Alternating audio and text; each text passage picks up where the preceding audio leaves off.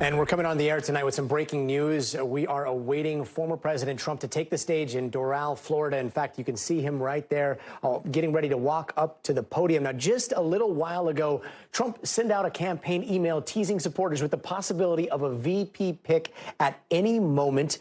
Now, this is his first public appearance since a debate where he seemingly got the upper hand over President Biden, who has since been battling calls from some in his own party to step aside. Now, Trump still has not announced who his vice president pick will be, and we are just days away from the RNC now. But the campaign has been sending out emails all day. First, this one right here, asking people to help select his VP. And then, once again, this one telling his supporters to make sure they are watching to witness history. Exactly what that means, we are seeing play out right now. Let's bring in NBC's Dasha Burns to break this down for us. She is there in Florida. Dasha, it looks like he's walking up to the podium. What can we expect here? Well, look, it's been an interesting week or so being a reporter who's covering the Trump campaign, because it has been much more quiet. The former president and his team have been sitting back and watching the action on the other side of the aisle. The big unknown and the big tease that we've seen coming from the former president, who's also a former reality competition show host, Gadi, and he's been very much treating the VP decision just like this. Who will be his running mate? He's sending out fundraising emails saying it could be announced tonight. And in fact, one of the VP contenders, Marco Rubio, was one of the speakers earlier in the evening today. The Florida senator, of course, this is his home state. He's here with his wife and two other guests. The former president's family is with him this evening as well. You heard Don Jr. speak, Eric Trump speak. So it does feel announcement-y tonight, I'll say, but this has been something he's been teasing for weeks now, really holding us all on the edge of our seats. So it could be any time between tonight or sometime at the convention, Gadi. And Dasha, talking a little bit about the Marco Rubio question, there was much being done about a row of seats for his family. Again, this is Marco Rubio's home turf. Anything to read in there, or is it just, hey, this is Florida, this is where Marco Rubio's from, he was speaking earlier, that's normal? Well, look, this is only his second time, Marco Rubio's second time being on the campaign trail with the former president, but he did have quite a significant role tonight. I will say that there are multiple factions within Trump world who are, advocating, or who have their horse that they are betting on and that they're pushing. There are a lot of folks on his campaign who are longtime Florida operatives who have a strong relationship with Marco Rubio. But then you had his son, Don Jr., go on a radio show and say, Rubio wouldn't be a great choice. Now, he's been advocating for Senator J.D. Vance. And then you have the third man who's been constantly in the running from the sources we've been speaking to, which is North Dakota Governor Doug Burgum, who's widely seen as the sort of safe choice, somebody who is not going to outshine former President Trump. So at this point, as we've said all along, the big caveat, it is only the former president who knows, but a lot of people trying to sort of be the last in his ear before he does make that final decision and put it out into the world where it's too late to take it back, Gadi. And Dasha, this is such an impossible question to ask right now, especially with the former president speaking behind you. A lot of those lately. Yeah, but I mean, is there a chance that this is just a way to hype up the RNC, and a way to hype up the possibility that he's calling on people to help him figure out who his VP is? This is all maybe a way to lead up to the RNC, and we may not get a pick. That it was one of the greatest. Oh, absolutely. All of that is totally possible, Gadi. I mean, the one thing that you hear over and over again from those close to the former president, and we as the audience have observed this too in the years that he's been in the public eye, he knows news cycles. He knows the media. He knows how to work it to his advantage, and he's very much been doing that with this announcement. And so he's very much calculating how the media will cover this. What news cycle does he want to own? What news cycle might he want to steal? from President Biden. And you'll notice, again, he stayed somewhat quiet for the last week, letting the negative news cycle for President Biden and the Democrats play out. He didn't feel the need to step in here. Pretty soon he's going to want to get back into the spotlight. But all of this teasing is very much a part of the competition reality show that he has loved for so many years, that he is now using as a model for this major announcement, Gadi. And, you know, this was supposed to happen a little bit earlier in the evening. It's scheduled for around 7:30. It is now prime time. Again, like you said, reality television is his forte. So let's take a quick listen in on what the former president is saying right now. And in the debate, Sleepy Joe also declared that he wanted to test his skills and stamina against mine on the golf course. Can you believe this? Did you ever see him swing? He's like this.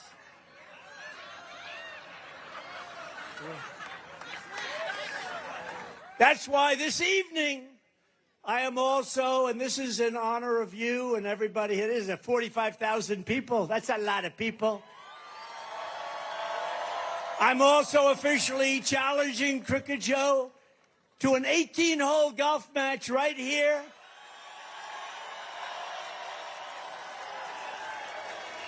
On Doural's Blue Monster, considered one of the greatest tournament golf courses anywhere in the world, one of the great courses of the world.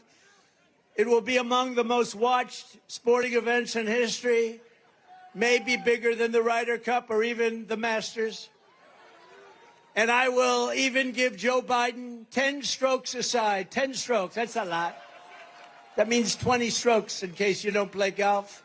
All right, and as you can hear there, the former president is talking about a golf challenge, challenging President Biden to a golf game. So we're going to monitor what's going on there in Florida. Of course, if he makes that vice presidential pick, we will bring you that as soon as it happens. But for now, we're going to continue on with our coverage of the news of the world here on NBC News Now. And over in Washington, it looks like top Democrats are not ready to push President Biden out of the race, at least not yet. Tonight, a large number of Democrats, not all, but many, are rallying behind the president after a caucus meeting this morning. Most of them are backing the president's claim to the Democratic ticket, including senior lawmakers like Congressman Jerry Nadler, who just Sunday was privately telling colleagues that Biden had to get out of the race. Today, he was a lot less direct. Whether I'm concerned or not, is beside the point. He's going to be our nominee, and we all have to support him. We're riding with Biden. We're riding with Biden. Did anyone mention Harris? We're riding with Biden. Was there conversation about Vice President We are riding with Biden. Was there Just a few hours ago, Biden took the stage at the NATO celebration in Washington, with the political world watching as he continues to try and salvage his campaign. This is a pivotal moment for Europe, for the transatlantic community, and I might add for the world. Let's remember, the fact that NATO remains the bulwark of global security did not happen by accident. It wasn't inevitable. Again and again at critical moments, we chose unity over disunion, progress over retreat, freedom over tyranny, hope over fear. Again and again, we stood behind our shared vision of a peaceful and prosperous transatlantic community. And let's bring in NBC News senior White House correspondent Gabe Gutierrez. Gabe, let's start with this NATO summit here. Eyes around the world literally on President Biden. So many people scanning for any misstep. How did it go? Well, Gadi, look, it's off to quite the start. 38 world leaders here. President Biden just a short time ago delivering remarks right behind me. He and European allies announced new air defense systems for Ukraine, and that's expected to be a huge focus of this NATO summit. He's also expected to meet Ukrainian President Zelensky later on this week. But as you said, all eyes will be on President Biden to see how he reacts, given what's looming large over this NATO summit. That is questions about his future and his candidacy, Gadi. And it looked like today he very much stuck to a script there, but the bigger test is going to come Thursday, right, when he holds a full-on solo face-off with reporters. Any idea on how that could go? Yeah, that's right. Look, and as you said, the president has been getting more aggressive over the last couple of days. He called into MSNBC yesterday and defended why he felt he needed to stay in this race tonight. He's also expected to be in a call with Democratic mayors to reassure them. But right now on Capitol Hill, yes, the vast majority of elected Democrats so far publicly are sticking with him. But the question will be over the next couple of days. They'll be looking at that solo press conference, which, by the way, is his first of the year, to see if they're going to stick with him. So far, there were at least 9 Democrats, House Democrats, that had said that he should step out of the race today. One of those pulled back, Jerry Nadler of New York. He backtracked. But then there was another House member bringing the total back up to 9. Let's take a listen to one of the House members that still wants President Biden to step aside. Take a listen. He just has to step down because he can't win, and my colleagues need to recognize that. So while rank and file Democrats, Gadi, while some of them are torn, though, leadership in both the House and Senate right now is sticking by President Biden. Gadi. And Gabe, what can we expect to see in the coming days, in the coming weeks, in terms of campaigning? Are we talking very aggressive campaigning, or are we talking kind of a measured approach?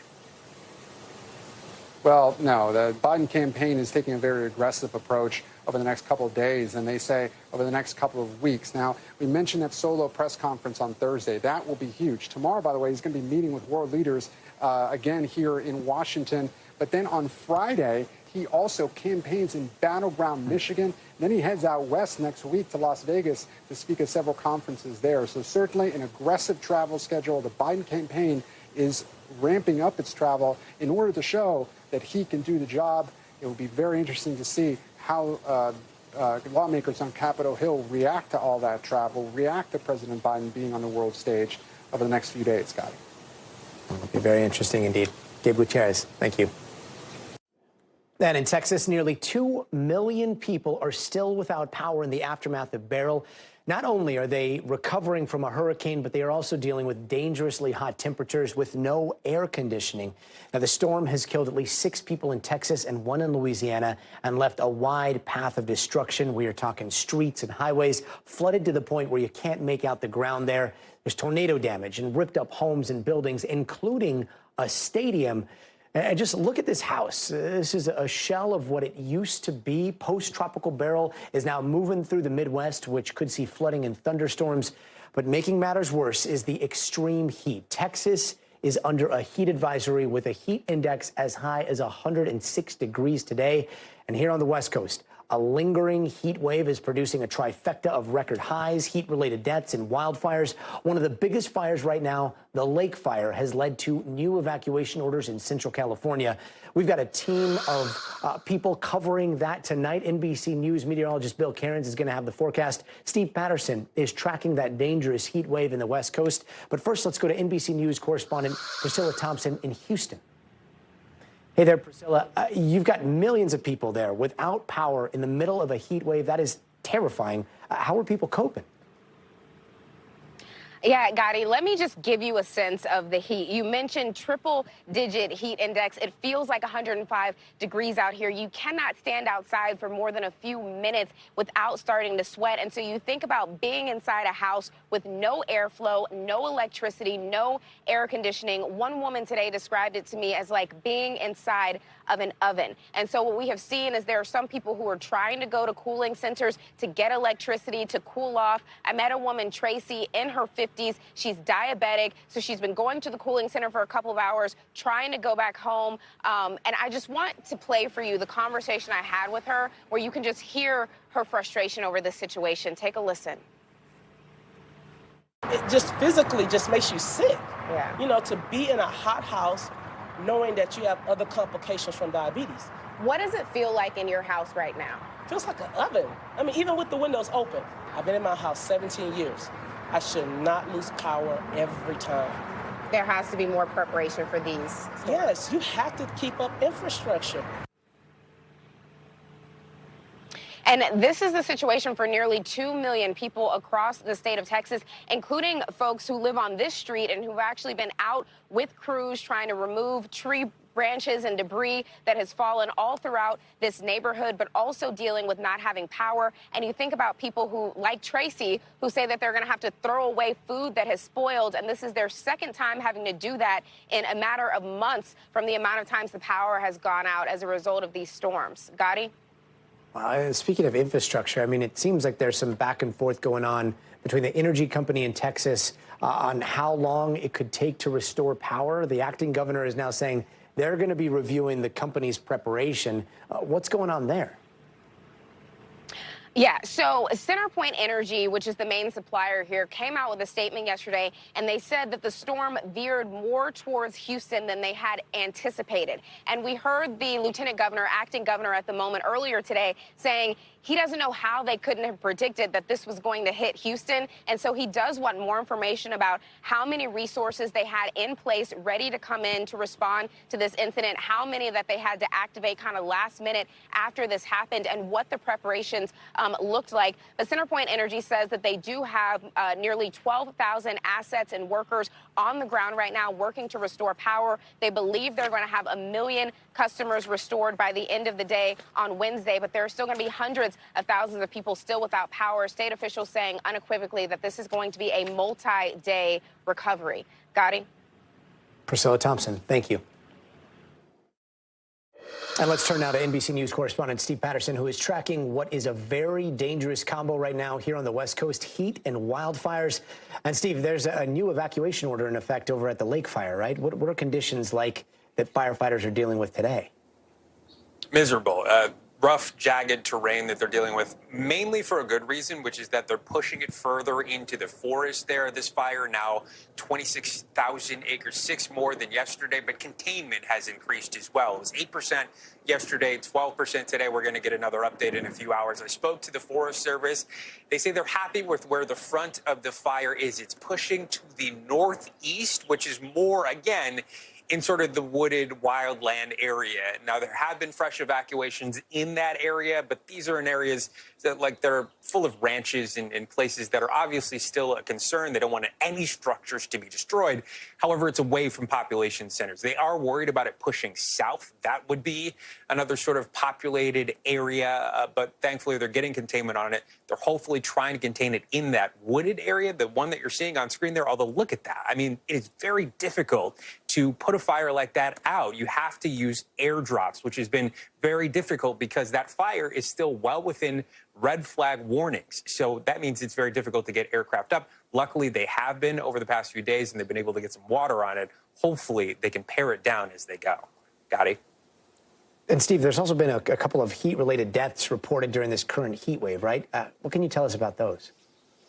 Yeah, 4 people died in Oregon over the weekend. The heat is just unbelievably miserable. I mean, we all are experiencing it. It's this heat dome that has settled all over the western half of the United States, essentially. It's we're shattering records. And of course, we're talking about like places like Las Vegas, 120 degrees. Look at this.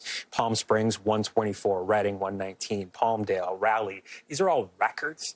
But it's not just about the highs. These numbers are ridiculous and obviously hard to deal with for people that are there. It's also, though, about the lows, right? Like, we're talking about Phoenix, which set a record of 92. Now, you think that's not a normal high. That doesn't sound very high. It's because that is the record low that they set over the last few days. It means that it could be 100 degrees during the day, and you're trying to go to sleep, in some cases with no air conditioning, and it's 92. There are some places in California and parts of Nevada that will not drop below 100 degrees. It is very dangerous. It is a public health crisis. In some cases, it is a disaster declaration, and people need to realize that it could be easily deadly in these cities that are experiencing this.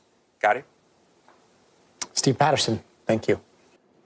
And it's not just the West Coast. The East Coast is also dealing with some brutal temperatures right now. It is so hot that a bridge in New York City literally stopped working yesterday. That bridge got stuck in an open position after officials say the steel expanded in the extreme heat. Crews had to spray it down there with water to try to cool it down and get it back up and running again. A sign of the times, maybe. NBC News meteorologist Bill Cairns is joining us now with the latest on that coast-to-coast heat. Hey there, Bill.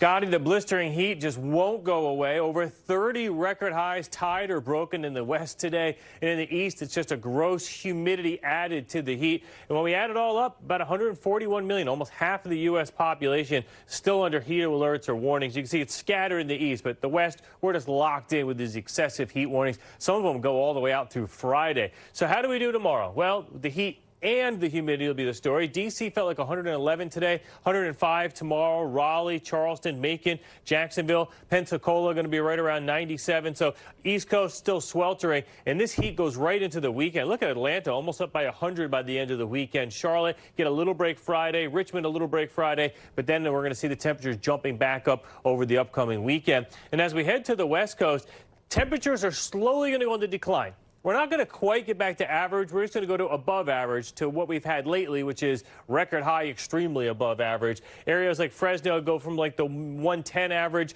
to about 106 this weekend. Vegas, you go from like near all-time record highs to just close to record highs, 113 on Saturday. Same for Palm Springs. So it's better than heading in the wrong direction, I guess. And obviously, we're not going to get any rain to cool things off this time of year anyways. And as far as what we're dealing with right now, it's still, even at this hour, in areas like D.C. still feels like it's over 100. So that's kind of the story. We're not getting a lot of that relief. And even areas like Houston, it's still going to feel into the 90s well after dark. Now, tornadoes, we've had a couple. We've been watching one that's been in areas of southern Indiana. We know there's been some damage that was done to Uniontown. So that's one of the spots we've been watching. And now we're watching isolated storms through Kentucky. So this tornado watch goes to 11 o'clock this evening. It's going to be isolated, not a lot of them. Yesterday, by the way, we had 14 tornadoes. Tomorrow, severe weather possible upstate New York, western New York, northern Pennsylvania, and into Vermont, and also portions of New Hampshire, and also western Mass. Isolated strong storms and possibility of maybe one or two tornadoes. So that'll be tomorrow afternoon. And the rain from what was Beryl still pouring in Illinois. We do have a chance of some additional flash flooding out of this as we go throughout the overnight hours, especially northern Illinois, northern Indiana, and southern and central Michigan. That's where we're going to watch it. And then tomorrow, into tomorrow night, northern New England kind of has a squeeze play of this tropical moisture and also a cold front coming through in the mountainous areas of New England. Have to watch out for that. Rainfall totals isolated could be up to 6 inches. You notice tonight in areas of Michigan around 3 to 5 inches. So Gadi, tornadoes, flash flooding, and record heat. It just keeps going on and on. It doesn't stop. Bill Cairns, thank you. And don't go anywhere. We're just getting started. Up next, jury selection starts in the high-profile trial against Alec Baldwin. We're going to break down today's development and the case against that Rust actor, plus an NBC News investigation into one of the most powerful evangelical church leaders in the country. Antonia Hilton dug into sexual assault allegations against a youth pastor there, and she's got the disturbing details. And later this hour, the future of medicine. We've all heard of lending our voice to others, but this is next level. Doctors at the Mayo Clinic have successfully transplanted the voice box of a cancer patient. One of the doctors behind that breakthrough joins us a little bit later this hour, so stay tuned. I just had my first grandchild.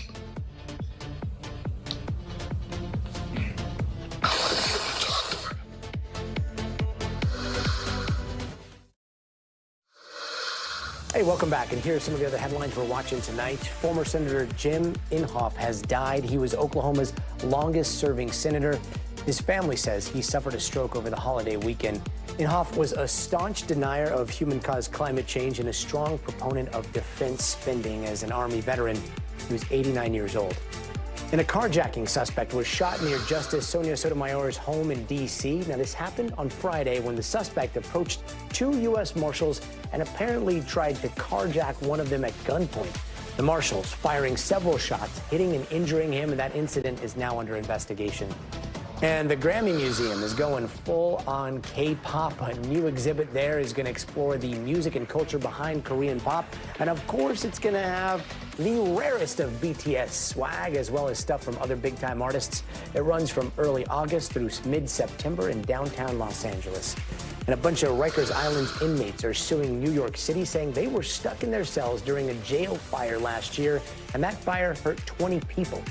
15 inmates say they inhaled toxic smoke while trapped in their cells, and the city's law department says they are reviewing the suit. And students at Johns Hopkins Medical School are in luck. A new $1 billion donation means free tuition going forward for those whose families make less than $300,000 a year. Bloomberg Philanthropies donated the funds to Michael Bloomberg's alma mater, and that gift is expected to significantly lower graduate loans. And it is official. 12 jurors have formally been seated in the Alec Baldwin criminal trial, and that means tomorrow, opening statements will start in New Mexico. The actor is charged with involuntary manslaughter after the death of cinematographer Halyna Hutchins on the set of the movie Rust, and prosecutors say Baldwin fired the gun.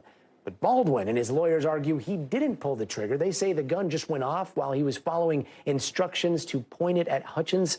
Now it's up to a jury to decide, and if convicted, Baldwin could be in prison for up to 18 months. Let's bring in NBC News correspondent Dana Griffin.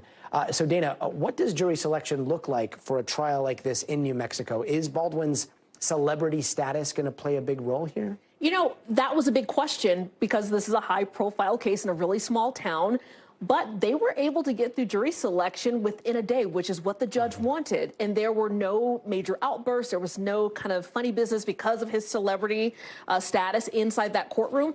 And look, this isn't about seating a jury that doesn't know the defendant or has never heard of this case, because when asked, almost every single one of them raised their hand today during the trial, during jury selection.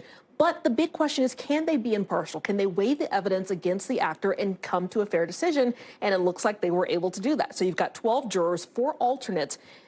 Just in case something goes awry, you don't want to have a mistrial and have to restart this whole thing over. So it looks like they're pretty set to move forward. And now that they are moving forward, I mean, the big question the last time during Halyna's criminal case was who is going to take the stand, whether or not Alec would be taking the stand and whether or not Halyna would be taking the stand. And we're asking those same questions now. Any insight into what we could see this time? Yeah, so with Hannah Gutierrez-Reed, she was the armorer in the case, in this case. She was already convicted, now serving time for that 18-month sentence. She is on the prosecutor's list to be called. We expect her to be called. She will likely be transported from her prison, and she'll likely be called to take the stand. Her attorney has already said she will be pleading the fifth on a lot of those questions. So will her testimony be worth anything? We don't know. A lot of people are wondering, will Baldwin take the stand? Likely not. You have several legal experts who say that would be a bad idea because it now opens him up to be questioned about some of his public statements that he made prior to being criminally charged about not pulling the trigger. And so he may not take the stand. But this is a case where the state is likely to paint him as an actor who was rushing the crew and was not making safety a priority. Well, the Baldwin defense got a win yesterday because the judge decided that they cannot introduce evidence of him as the producer. They can only focus on him as the actor, which limits the amount of evidence that could be presented. So we'll have to see what unfolds over these next 8 days. Wow. Dana, thank you so much. Yeah. And let's bring in our legal analyst, Danny Savalos. Danny, there's something I've been wanting to ask you about the gun that's at the center of all this that was allegedly destroyed when they were testing it for forensics. How big of a problem is that going to be in this trial?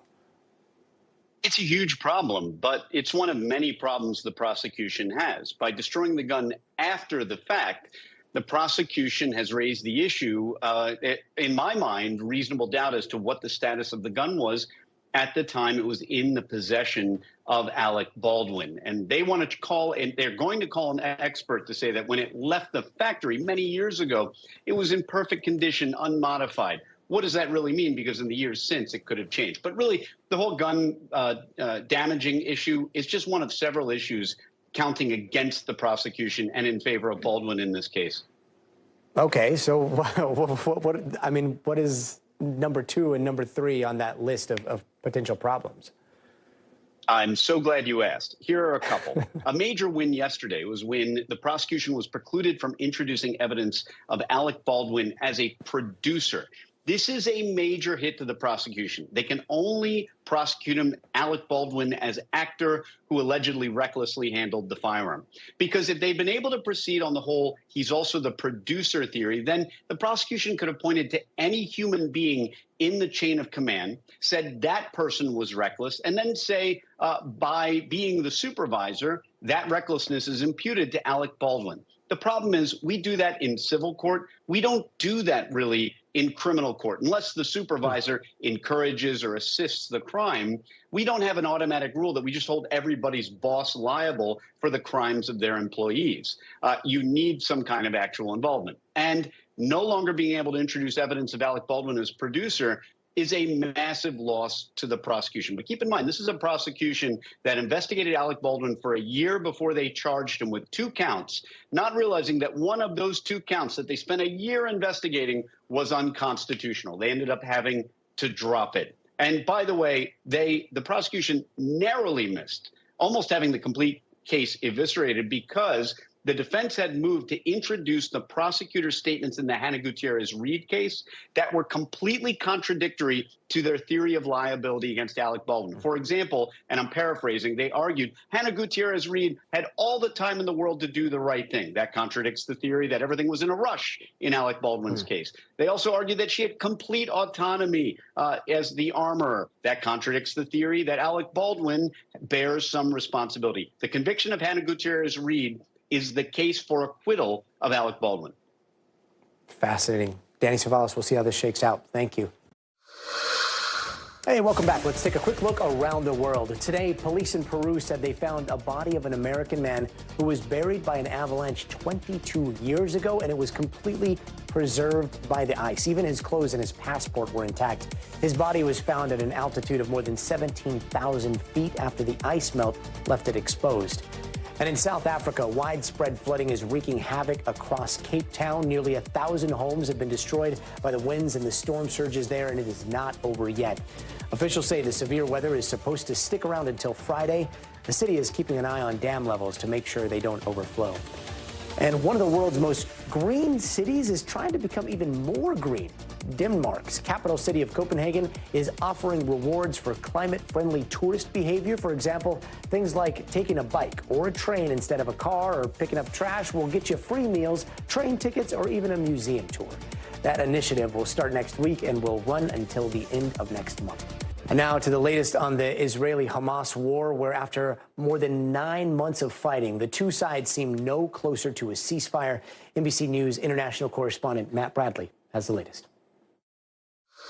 Well, with Israel's war in the Gaza Strip now well into its 10th month, we're still seeing muscular attacks by the Israelis against several Palestinian neighborhoods in the Gaza Strip, particularly in Khan Yunis and the neighborhood of Shuja'iyya, which is near the city of Gaza. Now, we've also seen blanket warnings by the Israelis telling Palestinians to leave their homes, to evacuate to safer areas, which, by the way, over the course of the past nearly year-long war, we have seen some of those designated safe zones also being struck by the Israelis. Now, all of this is continuing as we're starting to see renewed hope for those negotiations to finally free the remaining hostages held in the Gaza Strip and possibly bring a measure of peace to Gaza to end this fighting now, as Hamas's health authorities say the death toll has now become well over 38,000 ever since those initial Hamas terror attacks on October 7th sparked the latest round of fighting.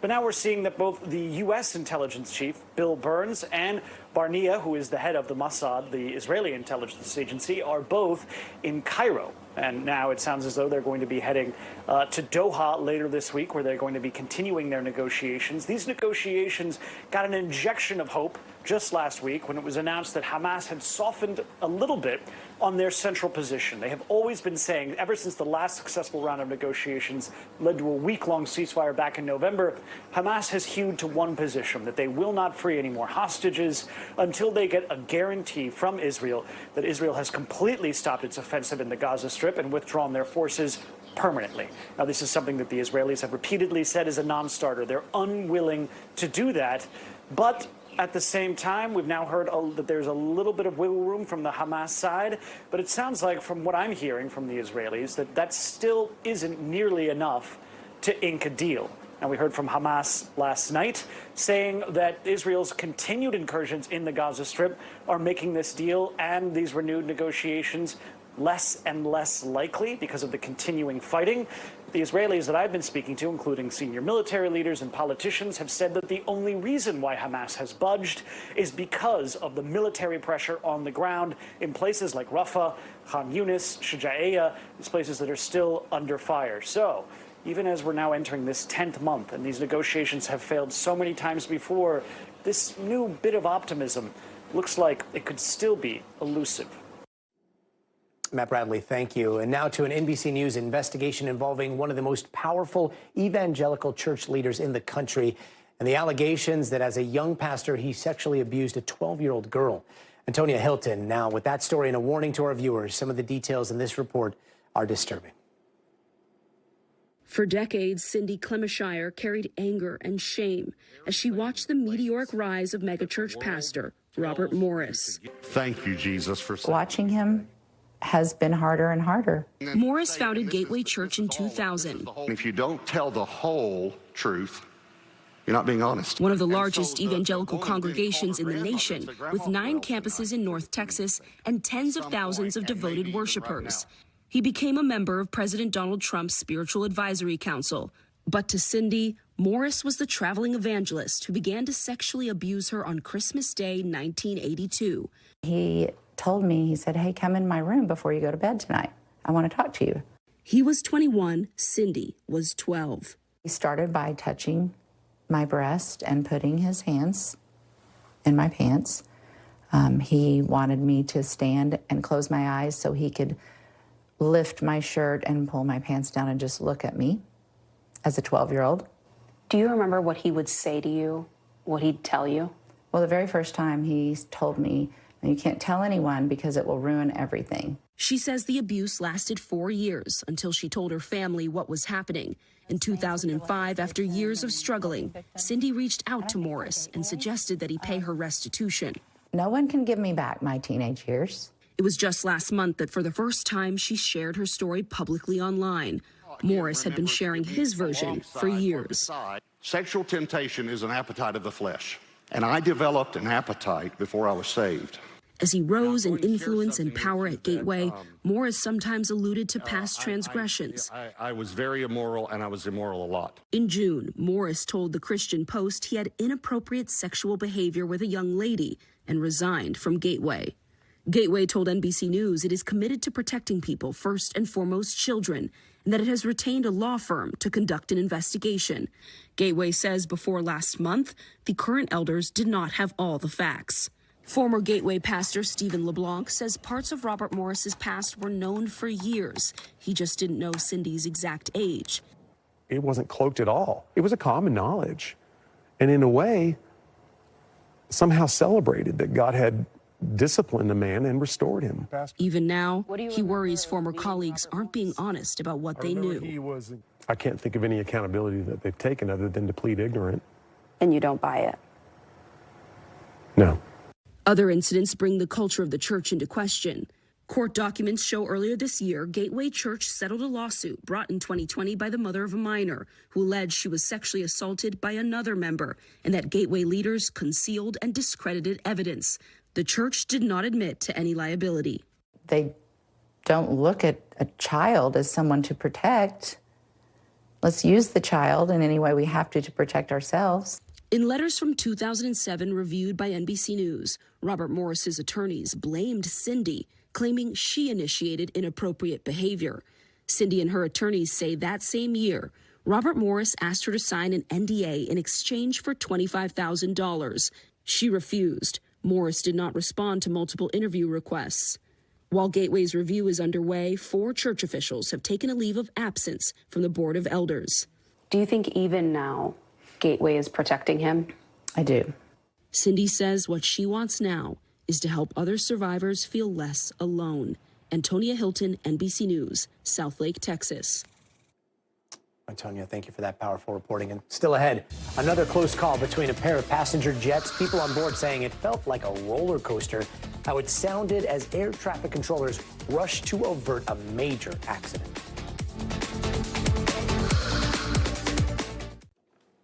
Hey, welcome back. And here are some of the stories happening out west that we're following. A person has died after hiking the Grand Canyon this weekend, marking the 3rd death in the national park over the past month. The 50-year-old man was found about 100 feet from the trailhead on Sunday afternoon. Now, bystanders tried CPR until paramedics could get there, but unfortunately they couldn't bring him back. The hiker was from San Angelo, Texas, but he hasn't been identified by authorities yet. And in San Diego, What started as a stabbing ended with the suspect driving his car off of a pier. This is a very bizarre story. According to police, the suspect, a 23-year-old hotel receptionist, called two women who he helped check into a hotel and then told them that there was a leak in the room next to them. The women, both in their 20s, then let him into their room early this morning. And according to police, he held up his phone saying something to the effect of, "Don't scream, I have a knife and will stab you." He then stabbed one of them, took off in his car, and ended up speeding off the end of a pier. Luckily, both women fought back and are okay, and the suspect's body was recovered in that car. Police are still investigating why he did it. And West Nile virus has been confirmed in mosquitoes collected in Huntington Beach this weekend, according to the Orange County Mosquito and Vector Control District. The district says it will continue monitoring the area, and officials plan to post signs in that affected area. But no one in Orange County has reported any human cases of West Nile virus yet. And another day, another scare in the sky. This time, a United Airlines jet lost a wheel shortly after it took off from Los Angeles. It managed to land safely in Denver, and thankfully no one was hurt. Meanwhile, another close call in Syracuse. NBC News correspondent Tom Costello has the latest. Police dash cam video shows what appears to be a very close call over Syracuse. An American Airlines Blue Streak regional jet and a Delta regional jet coming within 700 feet of each other. Moments earlier, controllers had cleared the Delta flight for takeoff. On the same runway, the American regional was about to land. Wait, who's cleared to take off on 28? Blue Streak 5511, Syracuse Tower, go around. Going around, Blue Streak 5511. Ben Augustine was on the American flight that waved off. And then all of a sudden there was this whip of like you're going up a roller coaster, and you just felt the altitude go, you just felt yourself go way up. The FAA is investigating whether it was controller or pilot error. Both airlines are cooperating. Also on Monday, yet another close call. United 1001, we were just told a tire came off your aircraft. A United flight leaving LAX for Denver losing a tire on takeoff. The Boeing 757 continued on to Denver, where flight attendants prepared for an emergency but landed safely. United tells NBC News the wheel has been recovered in Los Angeles, and we are investigating what caused this event. It comes as United's maintenance operations remain under increased FAA scrutiny following a series of high-profile incidents, including a tire that fell from a United 777 departing San Francisco for Japan. Tonight, new questions and scrutiny. Tom Costello, NBC News, Washington.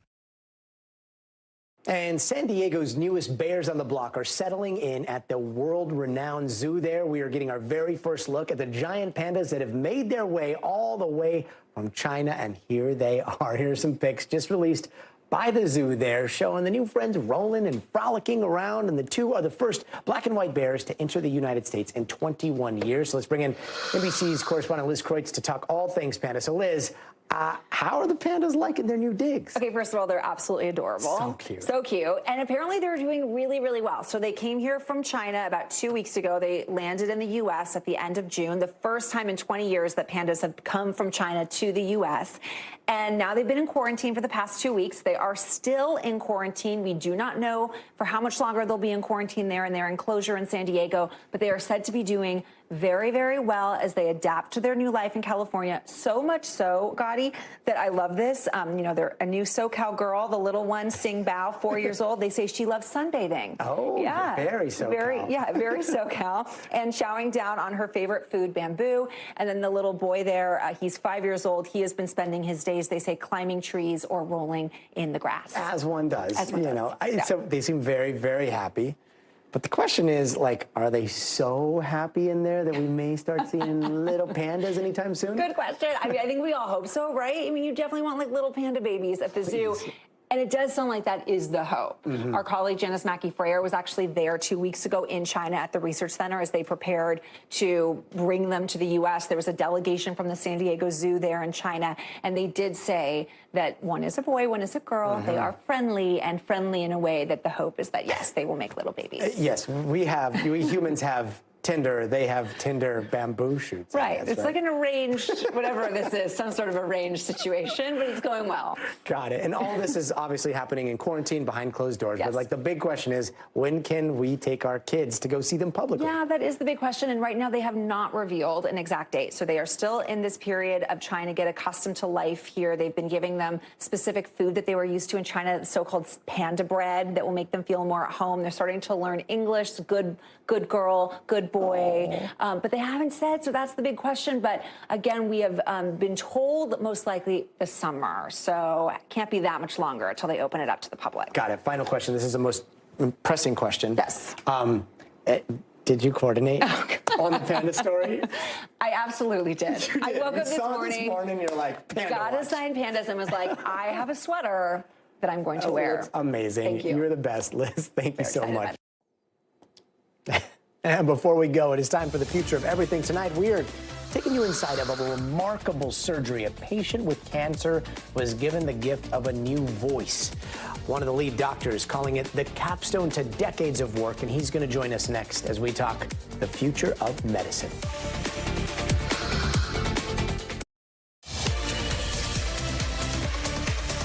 And tonight in the future of medicine, we've all heard of donating a heart or a kidney. But would you donate your voice? Well, fortunately for a patient at the Mayo Clinic, someone did, and doctors have just removed a cancerous larynx and replaced it with a donated one. Take a look. It's incredible. I don't have to worry about it anymore. I'm a lucky person. Don't give up. Don't give up. Never give up on life. Wow, that was Marty Kedian, a patient who had the surgery back in February, and this is just the third ever larynx transplant in the United States, and more importantly, the first on a patient with active cancer. His success story is giving hope to thousands of people who have lost their voices. Let's bring in the chair of the head and neck surgery at the Mayo Clinic in Arizona, Dr. David Lott. Doctor, thanks so much for being with us. Modern medicine is an absolute marvel, but a voice box, a larynx, I can't even imagine how complex that transplant is. Once it's been transplanted, do you have to learn to talk again? Yeah, correct. Yeah, well, the larynx is a functional organ, so it has to be able to move the vocal folds in and out.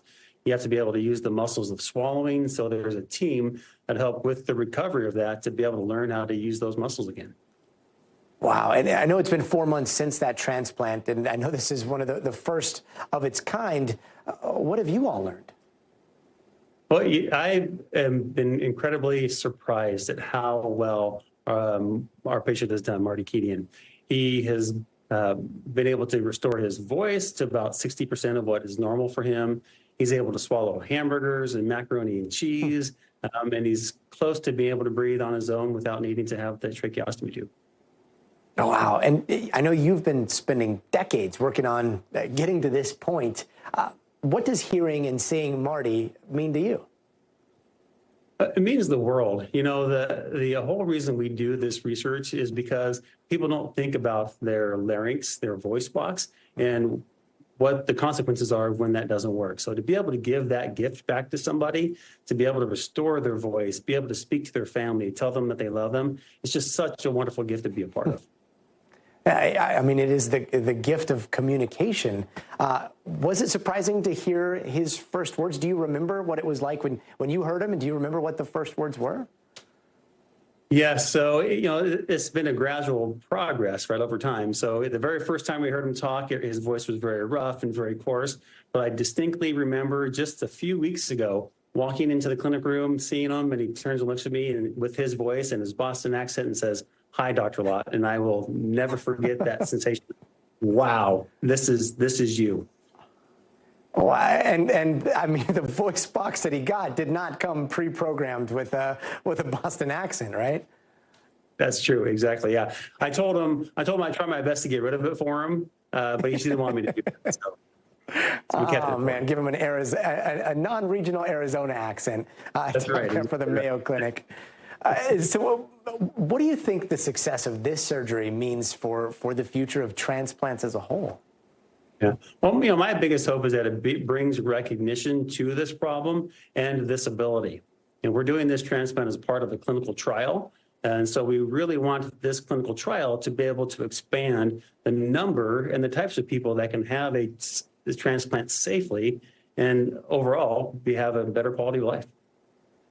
And for those that may be considering whether or not to be an organ donor, or myself, I'm an organ donor, and I don't ever remember clicking a box that said I will donate my voice box. But is this come standard now? Are there voice boxes and larynxes out there? Yes, not at this point. It is a special ask that we ask of people when they decide to give that gift of donation.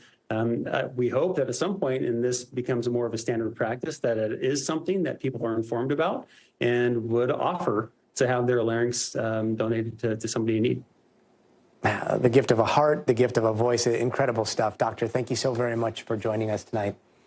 Thank you for having me. Appreciate it. Well, that's going to do it for us tonight. I'm Gadi Schwartz. We'll see you here tomorrow, but until then, stay tuned now.